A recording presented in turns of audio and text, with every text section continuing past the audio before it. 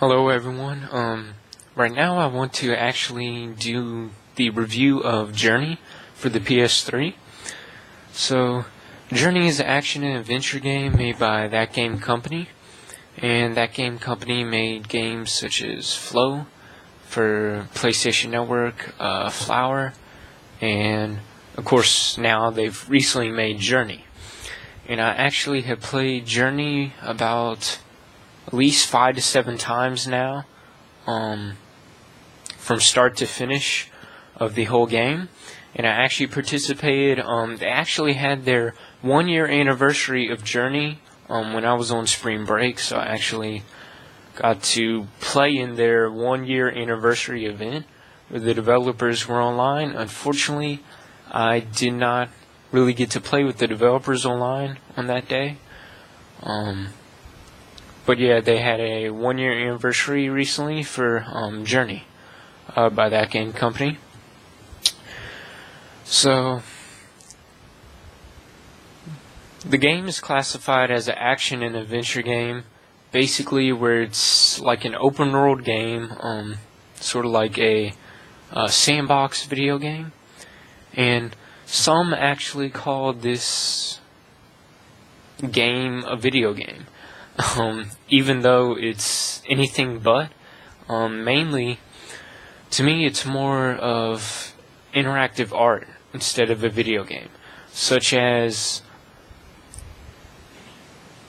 a past video game title that was very well revered and was on the PlayStation 2 called Eco.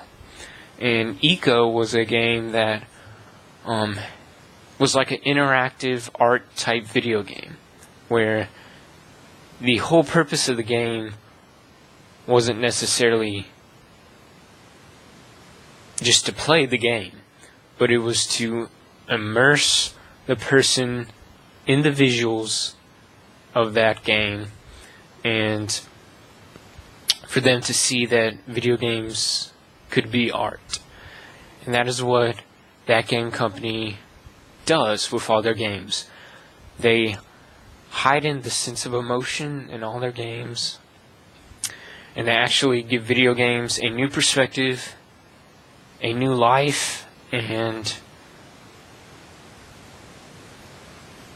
they've introduced something in video games that is something that that most video games lack today, and that is the sense to engage all your emotions at once while relying on themes, sub-themes, and experience while engaging in breathtaking visual art style.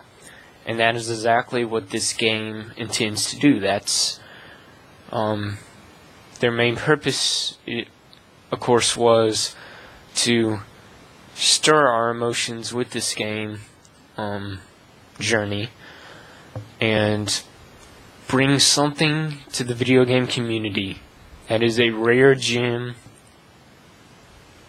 that you can't find in many modern day games. And that is, of course, the sense that it's more than just a game. It's a religious experience. And this is one of the few actual video games published by indie developer, which is That Game Company, on PS3 that actually is a non-denominational religious experience once you play the game, interact within the game's environment.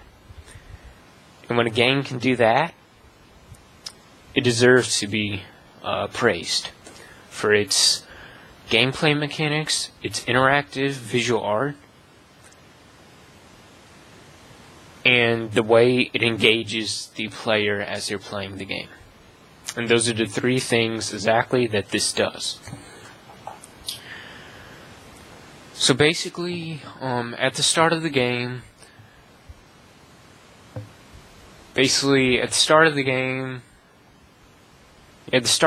you play as this robe figure in this red robe, and on the red robe they have embroidered symbols Like there's embroidered symbols of your ancestral heritage, about where you've come from, descending from your ancestors. So it's kind of like a historical genealogy sort of at the beginning of the game, where it presents like a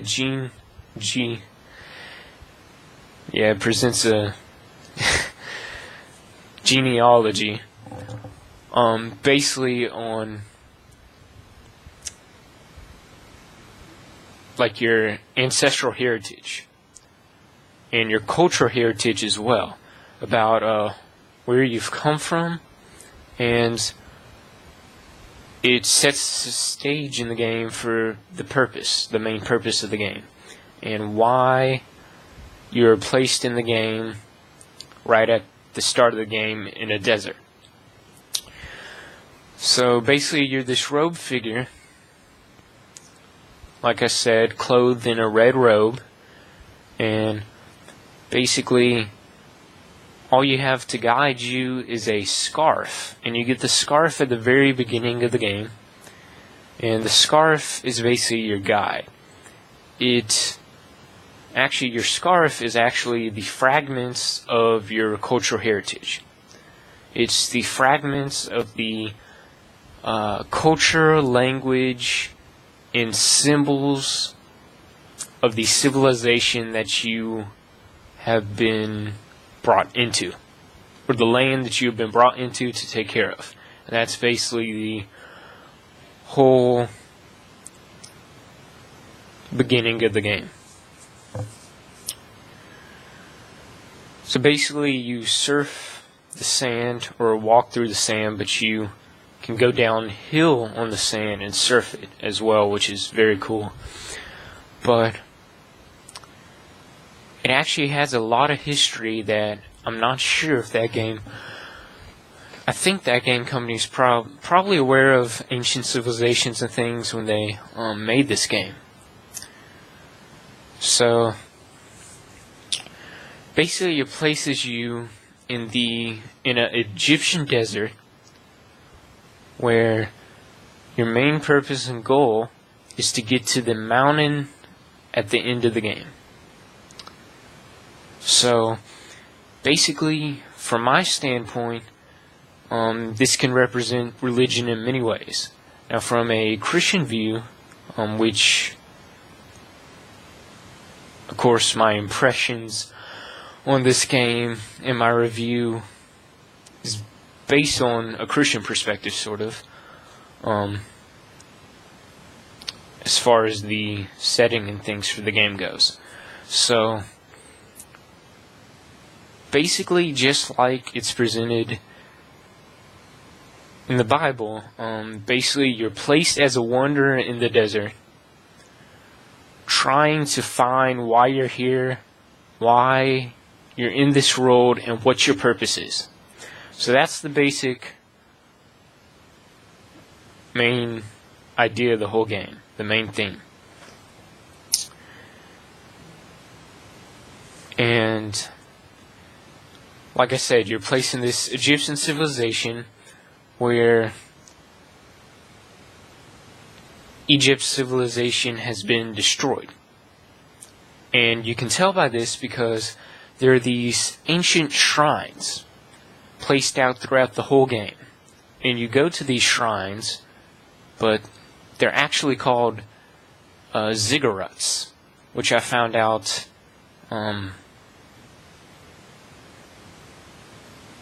which I just found out somehow. So yeah, they have these stepped archways, which look like shrines in the game, and actually in ancient civilizations, like in Egypt and in other civilizations like Babylonia, they called these ziggurats.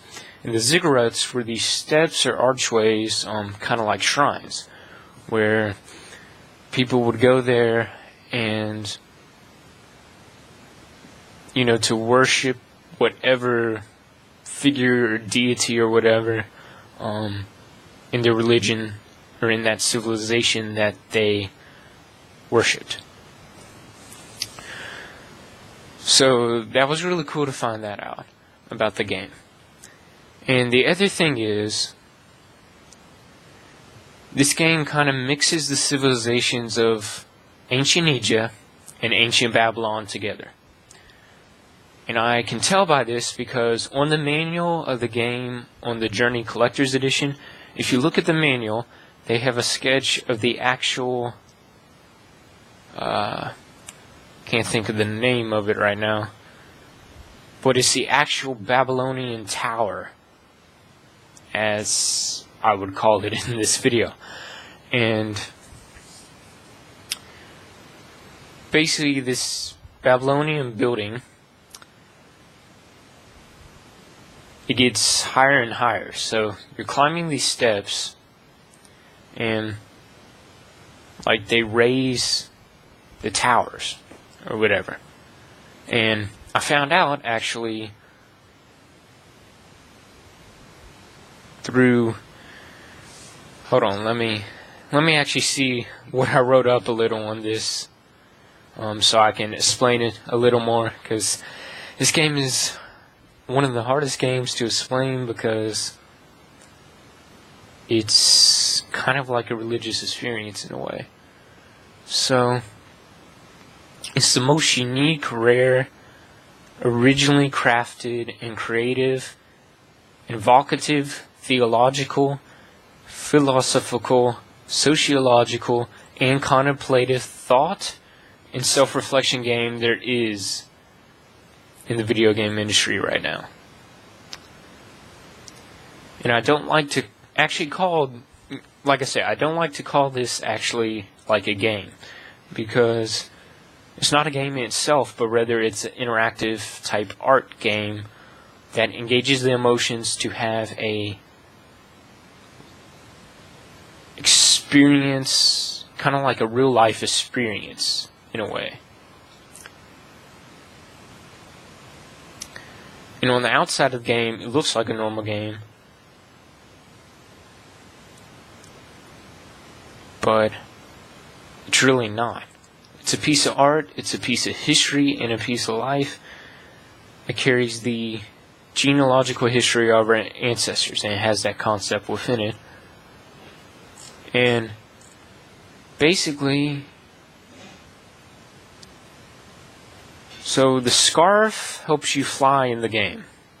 And through the gameplay mechanics, you want to fly in the game to get to higher places to collect these ancient glyphs. And these ancient glyphs are a piece of ancient writing and symbols that attach to your scarf once you get them in the game.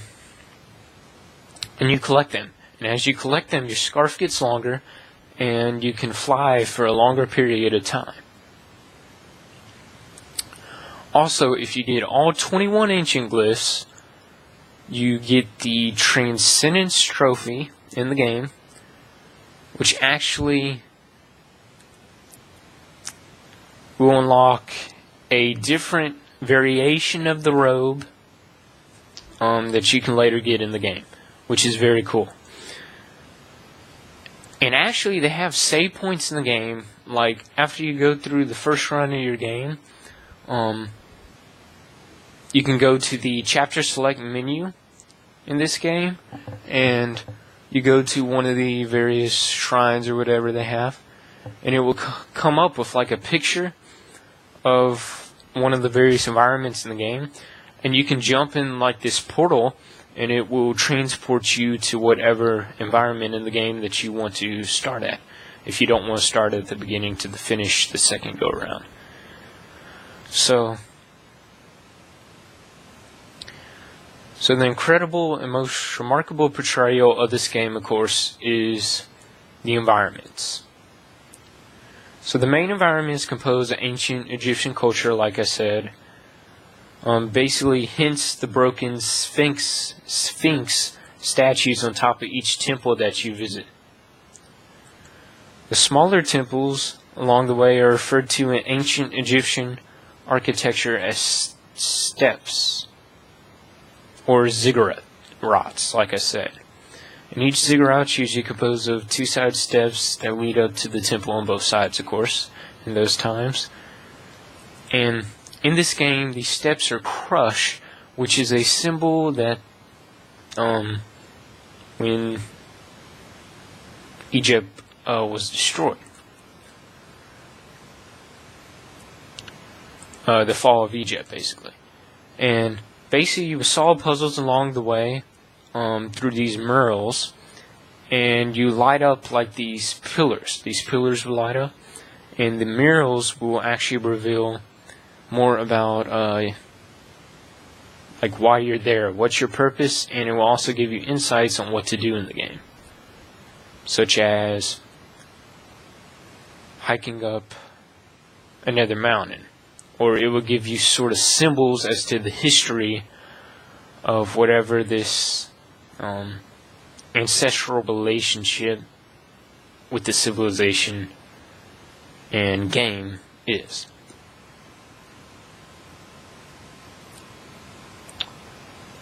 So it's illuminated. So when you solve the puzzles, and actually when you communicate in this game, communication is based off of a chirp that is released, and this chirp has a designated assigned symbol that is assigned specially only to your character in the game.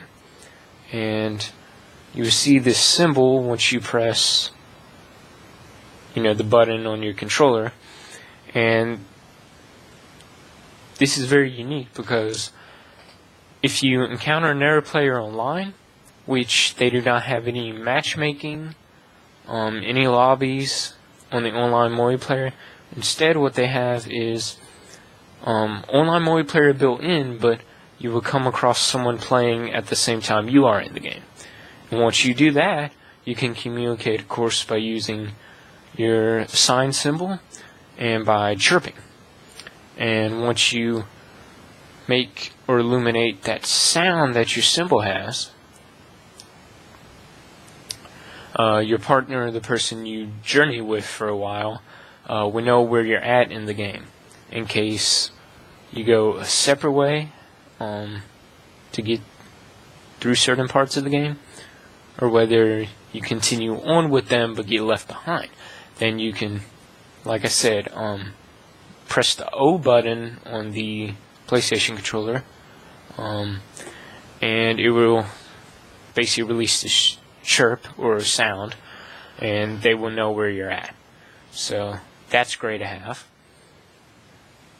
And it's really a good multiplayer experience because it's almost like you share your real life experience and all your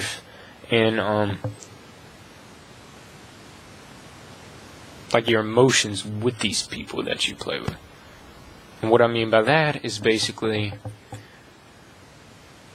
different people that are online will have different parts of their past, future, and present situations, circumstances, emotions, and everything that affects the overall mood of the game and the tone of the game. So whatever emotions you have already preset before you even start the game will sometimes determine what you get out of the game and what experience you may have. Maybe just what it is.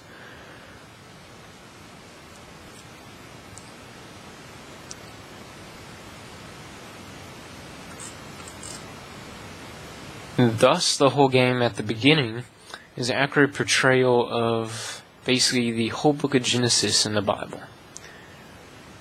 Shortly after sin entered the earth and ancient civilizations lost their way through idol worship, we became sinful, and then Adam and Eve sinned in the Garden of Eden, and we became like Adam. Since he was the archetype and still to this day, we were born with a sinful heart that leads us astray. Thus, the desert, at the beginning of this game, in a Christian perspective, would lead to us. It has the overall theme, regardless of what religion a person is, of wandering and being trapped in the desert where we don't know right away where our purpose in life is, and we're trying to discover that. So the only clue we have is the mountain in the distance, of course, and it represents to me, to myself, when I played this game, it represents like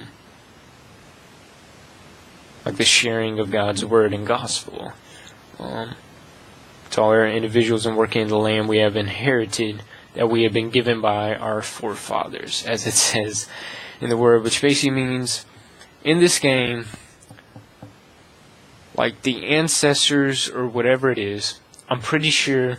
Now, there's two interpretations that game company says that people have. There'll be some people that say it's the ancestors that are in the white robes in the game. That when you go to the temple and the Sphinx statue lights up, that you actually receive insight from either the ancestors of the civilization you are in the land you have inherited through your ancestors. Or they also have this other point that game company mentioned, that some people might see it as being like a deity, like a maybe idol or something, as a part of that civilization. So there's two separate interpretations that other people might have, of course, depending on where their backgrounds are in their life, and where they've been, where they're from, and of course what their culture is. So there's different interpretations, and there's not one correct or one wrong interpretation on how the story goes in this game. I mean, basically you can interpret the story however you want to in this game, depending on the feelings you get from it and the experience you have in the game. So everyone basically is entitled to their own interpretation of the game. And that's perfectly fine, and that's what that game company wanted, to where there wouldn't be like one straight storyline throughout the game, where people would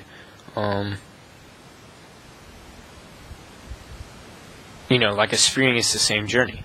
They wanted everyone to experience a different journey every time they play the game.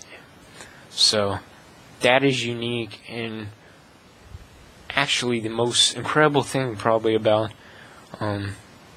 this game, or type of interactive art, as I call it, that engages people who play it sort of philosophically. I mean, it's kind of like, in a way, when you're going through the game, it's like there's some thoughts you might get based on the story that might be like subconscious, where it's not revealed right away, but we can imply certain things by what we see through the art in the game, the visuals, and through the story painted on the murals and stuff when you saw the puzzles. So that is very unique, and there's not another game like that can. There's really not another video game, especially modern day, that can tell a story like that and have so many people experience such a different story than maybe what the developer might have experienced. So that's really cool.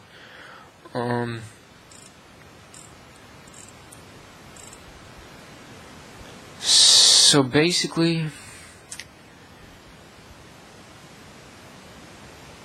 from what I can get from this game, I found out that there's actually a lot of symbolism of like Egyptian idol worship, and I know that because there's broken sphinx pieces in the game. There's broken bridges in the game, and since there are broken bridges in the game, that tells me first that that represents Egypt's fall as a nation, Secondly, that tells me maybe that, like, I could see that as maybe a cross-reference in Christian faith, maybe to the bridge not being completed to get to the other side of a person's journey and to move past, like, the struggles and things. And that could be another symbol, like I said. But that's how I interpret it, of a bridge being broken in the game, the fall of Egyptian civilization and Babylonia, all the ancient civilizations mainly mentioned in history of religion. And that's basically what I'm talking about. Like, to me, a bridge being broken when I'm going through the game, it kind of feels like that missing piece. Like, all the pieces of the journey have not yet been found. And once the pieces are added through your scarf, and once it's attached to your scarf, I feel like that actually restores the bridge, or basically, I use it as a reference or a idiom, basically to the complex concept representing the bridge of life, that one has to work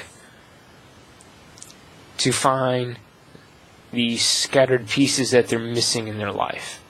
And that can only be complete through their faith. And once they have faith, that everything will be good. That's like in this game, you gotta have faith that you will make it to the mountain, and that you won't. Like, there's one snowy environment, really snowy environment in the game, and the effects of the wind in this game really like push the character you're playing backwards. So you have to really fight the wind to get to the mountain, and it's really hard. And actually, it's really hard to make it to the mountain in this game. Without having some sort of faith. So, to me, this game represents a lot about faith. And like I said, faith tied to the scarf that you receive in the game to complete all the missing symbols and links you're missing to be able to continue on your journey and finish your journey and go into the light. And that's basically how I see this game. So it's a pretty complex process that I view it in. But there's also these, and I'm trying not to reveal any spoilers too, because there's a lot of stuff in the game that I am not revealing, especially secret areas, which, I'm not revealing because those would be spoilers. So, but basically there's these creatures in the game, and these creatures actually are like your guide in the game. They kind of like guide you where you need to go towards your purpose. Kind of like in religion, especially in Christian faith, the Holy Spirit guides us to our purpose. And if we go away from our purpose, the wind actually pushes us back in this game. And as long as you follow these carpet type creatures, that are actually trapped. Basically, there's these rugs that you have to restore life to by releasing your chirp or sound, and once you release that sound, it brings life to the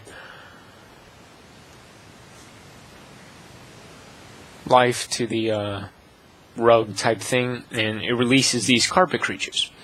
These carpet creatures know where they're going in the game. As long as you follow the carpet creatures, you can make it through the whole game without any problems, basically. And that's really unique also about this game.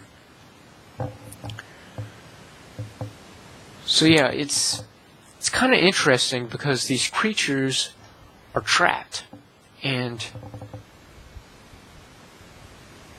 it's like you gotta restore or repair, like, the bridge. There's this really long bridge in the game that you're gonna have to, throughout the whole game, like, repair these pieces. Or like this, it's kind of hard to explain. It's kind of like this fabric that you have to restore life to, and that actually restores the bridge in the game to get to new places and new areas. So it's very interesting because of that.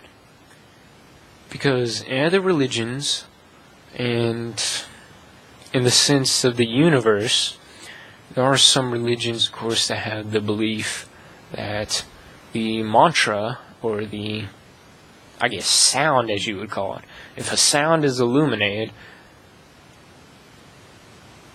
it restores life to things. And that's kind of like this concept within the game. It kind of, this, I guess you could call it, maybe like the sound is a part of, I guess, your heart in the game or something. In a way. Because in the game it has this other scene where it looks like it's restoring the heart, which is a symbol of the sound and the light that is illuminated from this symbol. Which is pretty deep and complex of how I view this game with my interpretation for this review, but yeah, it's got that kind of theme of sound restoring broken pieces. So that's very unique. Okay, let me move on real quick. I know this is a pretty long review, but I want to make this really thorough so you can understand just my thoughts on this game. Because it is such a great game. It's a great experience. I get a new experience each time I play it. So basically, in Egyptian culture, they had these towers, and they would keep trying to build the towers higher and higher to represent power,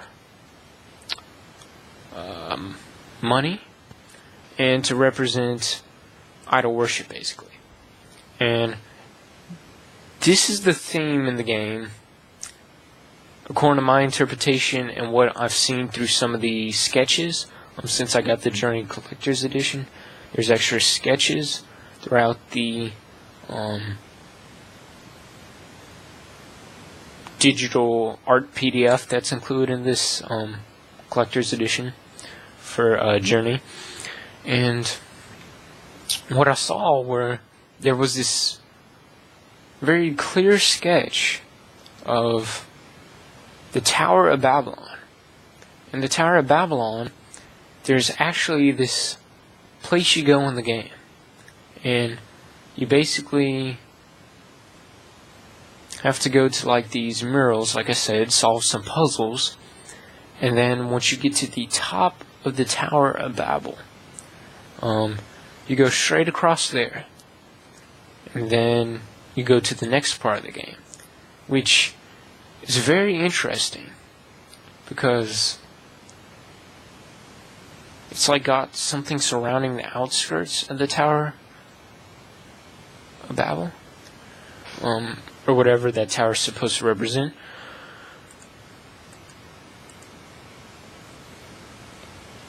So basically, that's why I say it like connects all the ancient civilizations that could be possible in the ancient history of the world. And I think that game company just wanted to create some unique kind of fictional civilization, but modeled after like real civilizations from history. Because the letters and symbols are this own language that is in the game, and that is unique in itself, just to this game and not like in real life, you know. So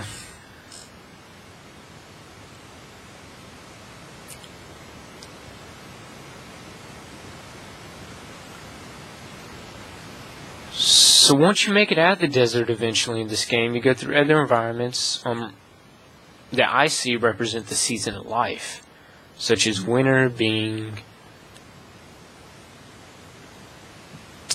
almost near death, because once you go through a storm and things like that, it's supposed to represent like, you know, almost, you know, like there's different stages in life. Sometimes represented in literature by like the seasons of life, are represented by certain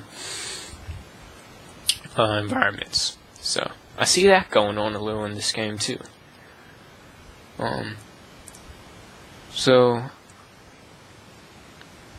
Okay, so let me discuss some themes that I've seen in this game since I've played it.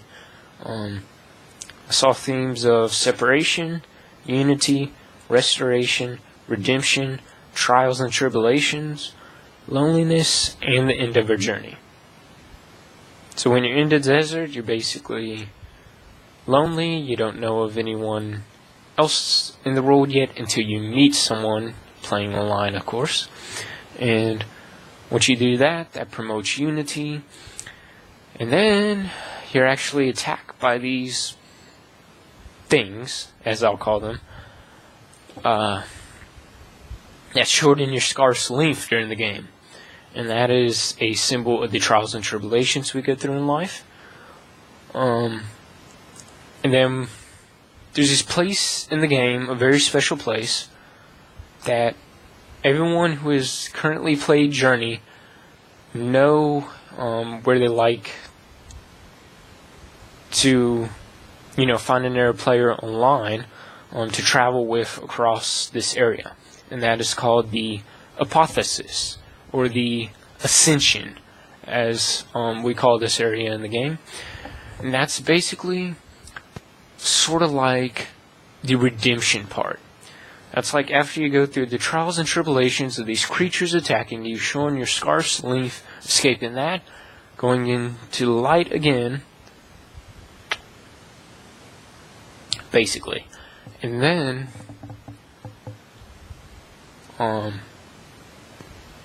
basically you go through all these you go through actually these struggles where the wind, like in the game, the wind actually pushes you back.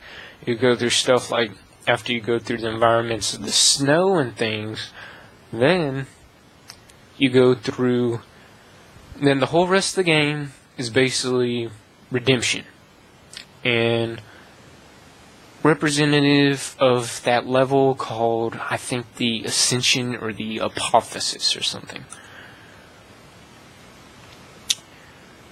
So basically, in the second half of the game, your goal is to reach the mountain, like I've been saying, and it is the most incredible, visually stunning, and emotional level, which is the Apotheosis, as I've mentioned.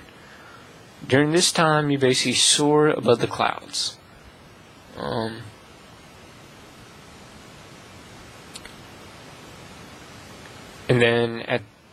then you go into the light, and your scarf disappears.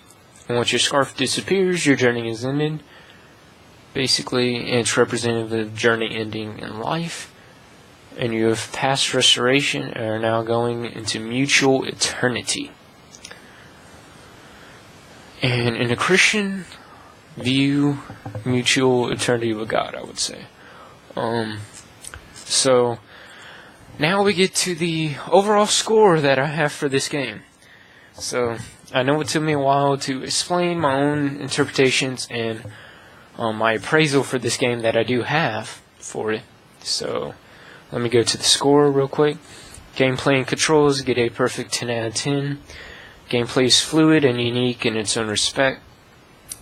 Controls are simple. Basically, you press O to release your chirp of your symbol to communicate in the game, and press X and hold X to fly around once you get enough glyphs attached to your scarf. And it's very fun. The vibration on your controller once you swing down coming off the edge you have glided off is amusing, and it's great. So 10 out of 10 on gameplay and controls. 10 out of 10 on multiplayer because it has no matchmaking, no lobbies, no mics, no party chat. Instead, you want to make a unique game where people couldn't use any profane language or take away or distract from the divine experience of another player. So it's meant to be a game where you play in complete and total silence with the award and Grammy-winning soundtrack by Austin Wintory playing in your subconscious as everyone who plays this game self-reflects, engages in their thoughts, emotions, and explore with wonder and awe of the lush beauty of the hypothesis, the beauty of the grain of the desert landscape, and God's beauty in themes that even though we go through intense trials and may even die in our transgressions in real life and sins, that we can still be restored and have a second chance to finish our journey and then have everlasting life to go into the light. So 10 out of 10 on multiplayer, and then let's see. Lastly, we have the lasting appeal for this game. A perfect score of 10 out of 10. Basically, I've played this game time and time again. It may only be a 2 to 3 hour game, however. Depending on how much time you spend trying to find all the collectibles and ancient symbols and glyphs. And other things. However, it's the best downloadable game you will play in this generation of gaming and probably future generations as well. And basically, overall, it's a game you have to play if you have the money for it. Even if you're not a religious person, it's relaxing, enchanting, peaceful, and a great break from all the serious-based video games in the video game industry. And this game in itself seems apart from most secular video games because it allows the player to engage their emotions, feelings, and make their own interpretations based on their own religious faith, background, culture, thoughts, ideas, and ideologies or beliefs they are accustomed to, and what they are grounded in their own religion to, and their experiences of both their past, present, and future. So this will conclude my long and extended and thorough review of the game Journey from the Journey Collector's Edition by That Game Company on the PS3. So hope you enjoyed this review. Please like, rate, comment, and subscribe. And thank you for sticking around if you did watch the whole video. If you didn't, then you can just fast forward to whatever parts you want to me. You can fast forward to whatever parts you want to see in the video if you don't have time to watch the whole thing. Anyways, that is all for now. I will see you next time, and see you soon.